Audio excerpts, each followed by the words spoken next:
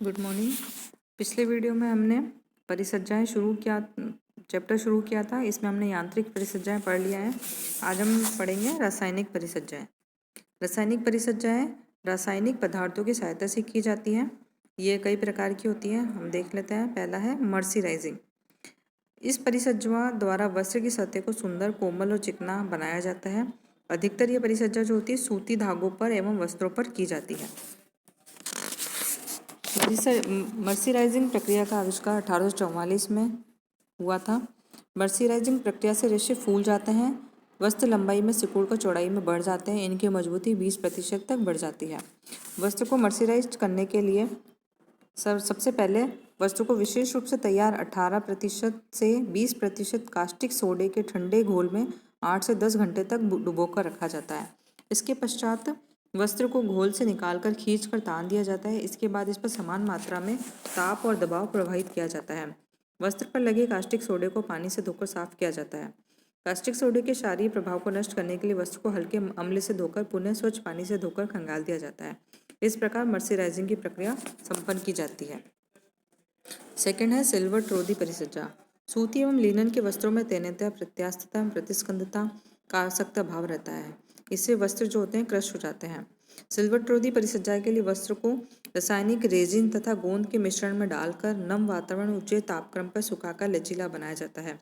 इसके पश्चात सफ़ेद व हल्के रंग के वस्त्रों को यूरिया फॉर्मेल्डिहाइड तथा गहरे रंग वाले वस्त्रों को फिनोल फॉर्मेल्डिहाइड से प्रतिक्रिया कराई जाती है। इससे वस्त्र लचीला एवं सिल्वर ट्रोदी बन जाता है। रेजिन के अणु फूलकर रेशों में भलीभांति चिपक जाते हैं और बार बार धुलाई अथवा ड्राईक्लीन के पश्चात भी अलग नहीं होते हैं। फिर आती है जल अभेद्य परिसज्जा। वस्त्र में जल प्रवेश ना करे, इसके लिए वस्त्र पर जल अभेद्य परिसज्जा की जाती है। इस परिसज्जा द्वारा बरसाती, तिरपाल, छतरी आदि के वस्त्र बनाए जाते हैं। जल अभेद्य परिसज्जा के लिए वस्त्र की सतह पर प्लास्टिक अथवा रबर की रासायनिक रेजिन की परत लगाकर वस्त्र के सभी छिद्रों को बंद कर दिया जाता है। फिर है अग्नि अभेद्य परिसज्जा। अग्नि अवरोधी परिसज्जा से वस्त्र आग नहीं पकड़ता और वस्त्र अग्निशमन में कार्य करने वाले कर्मचारियों के लिए उपयोगी होते हैं। एस्बेस्टस से बने वस्त्र पूर्णतः अग्नि अवरोधक होते हैं और वस्त्र को अग्निरोधक बनाने के लिए कुछ रसायनों का लेप किया जाता है, जैसे कि अमोनियम सल्फेट के घोल की मोटी परत वस्त्र के दोनों ओर लगाई जाती है। वस्त्र को क्लोरीन युक्त रबर, एंटीमनी ऑक्साइड तथा विनाइल क्लोराइड के घोल में कुछ समय तक डालकर छोड़ दिया जाता है, जिससे वस्त्र पर इसकी परत चढ़ जाती है। फिर आता है विरंजक या ब्लीचिंग। बुनाई प्रक्रिया के दौरान तैयार वस्त्र में तेल, ग्रीस आदि के दाग धब्बे लग जाते हैं, जिससे ये गंदे दिखाई पड़ते हैं। तो इनको सुंदर बनाने के लिए, दाग धब्बे छुड़ाने के लिए इन पर विरंजन करना आवश्यक हो जाता है। विरंजक कई प्रकार के होते हैं, जैसे कि ऑक्सीकारक विरंजक पदार्थ, अवकारक विरंजक पदार्थ। इनके प्रयोग से वस्त्र को दाग रहित बनाया जाता है और इसके लिए hydrogen peroxide, sodium hypochloride, potassium dichromate, sodium chloride आदि ऑक्सीकारक विरंजक है, जिनका उपयोग वस्त्रों पर किया जाता है। सूर्य की जो किरणें होती है वो प्राकृतिक विरंजक होती है। फिर आता है कीट रोधी परिसज्जा। ऊन तथा ऊनी रेशों से निर्मित वस्त्रों पर कीड़े शीघ्रता से लगते हैं और उन्हें नष्ट कर डालते हैं।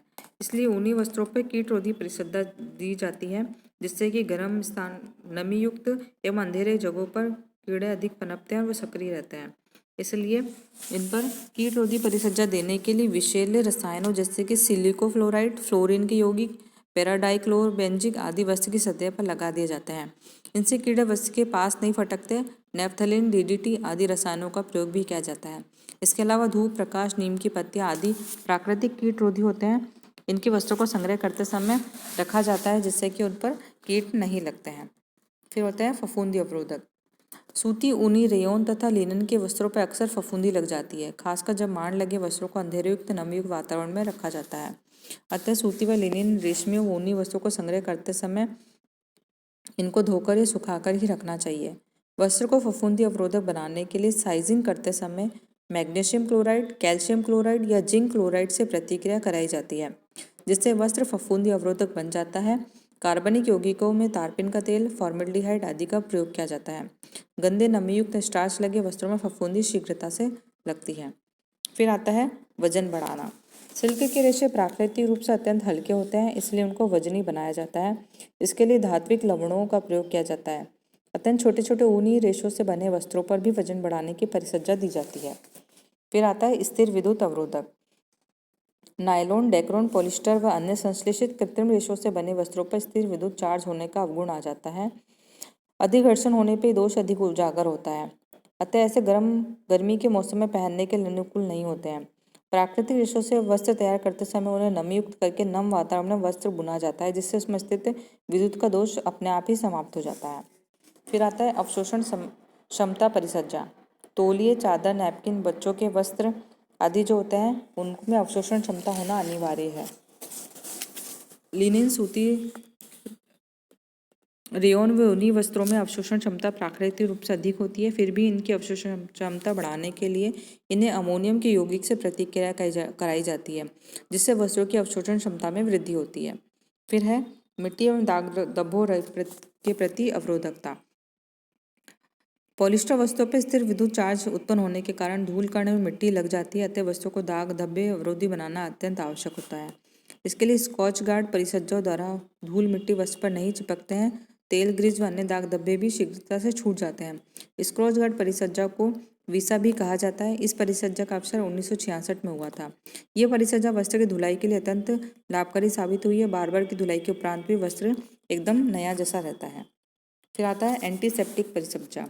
यह परिसज्जा कुछ विशेष प्रयोजन के लिए कुछ ही वस्त्रों पर दी जाती है, जैसे चिकित्सा के काम में आने वाली पट्टियां, वस्त्र, धागे आदि एंटीसेप्टिक गुणों से परिपूत होते हैं। वस्त्रों को साइजिंग करते समय ही इन्हें एंटीसेप्टिक के घोल में डुबोकर फिर वस्त्र को घोल से निकालकर सुखा लिया जाता है, जिससे वस्त्र सदा ही एंटीसेप्टिक गुणों से युक्त रहते हैं। फिर आता है एंटी स्नेक परिसज्जा। आजकल नीटिंग करते समय वस्त्रों का प्रचलन दिन प्रतिदिन बढ़ता जा रहा है। अमेरिका की ड्यूपॉन्ट कंपनी ने इस दोष से बचने के लिए जेपेल का आविष्कार किया। जेपेल प्रयोग से वस्त्र को उधड़ने से रोका जाता है। वस्त्र आसानी से उघड़ते नहीं है, साथ ही वस्त्र पर लगे दाग धब्बे भी आसानी से छूट जाते हैं। बैक्टीरिया अवरोधक परिसज्जा। वस्त्र को न केवल फफूंदी कीड़े से ही नुकसान पहुंचते हैं, बल्कि बैक्टीरिया भी वस्त्र पर आक्रमण कर डालते हैं। इसलिए वस्त्रों को बैक्टीरिया रोधी परिसज्जा आवश्यक होती है। इसके लिए वस्त्रों को अमोनिया के यौगिक से प्रतिक्रिया कराई जाती है।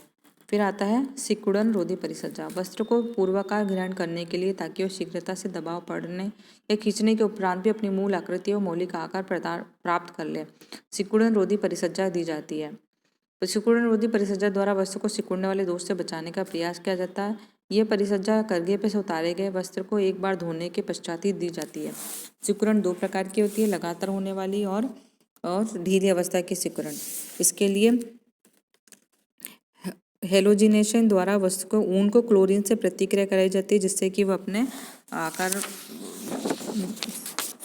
में ही रहता है, उससे अधिक नहीं बढ़ता है। फिर आती है स्थायी प्रेस। सूती, लिनिन एवं रेयन के रेशों से बने वस्त्रों पर सिलवट शीघ्रता से पड़ती है। ये वस्त्र एक या दो बार पहनने के बाद ही सिकुड़ जाते हैं, तो अतः इसको क्रीज रोधी बनाना आवश्यक होता है। इन्हें बार बार धोने के उपरांत इस्त्री ना करना पड़े। इसमें वस्त्र के रखरखाव को सरल बनाने के लिए स्थिर प्रेस का प्रक्रिया का शुभारंभ हुआ, परंतु सूती और लिनिन वस्त्रों में प्रतिक्रिया सफलतापूर्वक संपन्न नहीं हुई। सूती व लिनिन के वस्त्रों को स्थायी प्रेस देने के लिए वस्त्र पर पहले संश्लेषित रेजिन की परिसज्जा दी जाती है।